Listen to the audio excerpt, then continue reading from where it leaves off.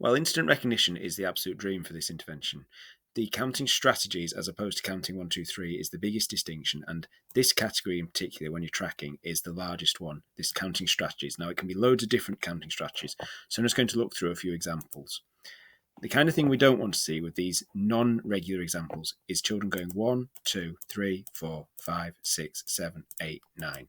So just taking this pink one in the top left corner as an example, a couple of ways of doing it would be one, to see that there is a 5 there because it's a regular 5, and then go, oh, that's a 4. So I know 5 add 4 is 9, because that is ultimately faster than counting. Other ways and strategies that might work is you might have children seeing that there's a 4 and then adding 5 to it, which is obviously just the same. Or we might see them doing, oh, that's a 5, and then going 6, 7, 8, 9.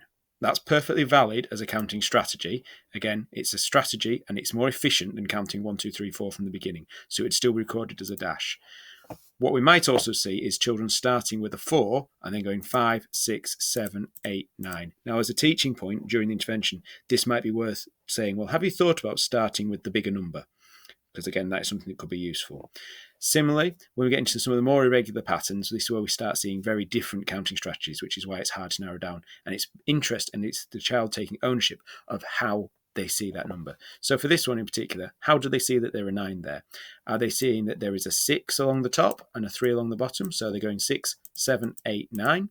Are they seeing a 6 and a 3 and then thinking 6 add 3 is 9? Are they seeing a 4, a 2, a 2, and a 1? I mean, that's a bit different, but it might be how they're doing it if they can do it quickly. And it's about them discussing and then maybe showing them as well different ways that they could do it and the ways that they could identify the numbers, looking for those groups that you recognise. Now, everyone sees things differently. To this one here, to me, this screams out that I've got 3 groups of 3 here, but you might see it differently. So again, that's a conversation to be had. 3 groups of 3, 3, 6, 9. I know some people have looked at this one and have said, well, there's a line of 4 there, and a group of 4 there, so that's 8, and a 1 there is 9. I've seen other people see it as a 5 and a 4 as well. So there's different ways of doing things, and it's about how are they doing it. But ultimately, all these methods need to be more efficient than counting 1, 2, 3, 4, 5, 6, 7, 8, 9. So that's the little distinction between this, which is quite a narrow category, which is the kind of thing we're trying to move away from, and this, which is quite a broad category, which basically everything in there is better than that. Ultimately, if we're getting towards that for some numbers, that is fantastic. I mean, long term, we're expecting to see instant recognition of the standard dots.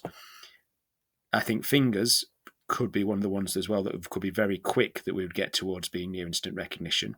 The tens frame and the dominoes are both quite interesting. With the tens frame, if we get to that point where children are recognising that there is a 5 on that side, they're just adding to the 5. Again, that's a very efficient strategy, but with time, that could become near instant. So it's a case of how fast can they do it, how confident can do it, how secure are they in doing it. And it's just tracking how they're doing it over time. So we're getting away from this. The instant reaction is to go 1, 2, 3, 4, 5, 6, 7, 8, and rather to see, oh, hang on, there's a 3 and there's a 4 and a 1, or that there is a 4 and a 4. Different ways of doing it, but it's trying to speed up that recognition of number.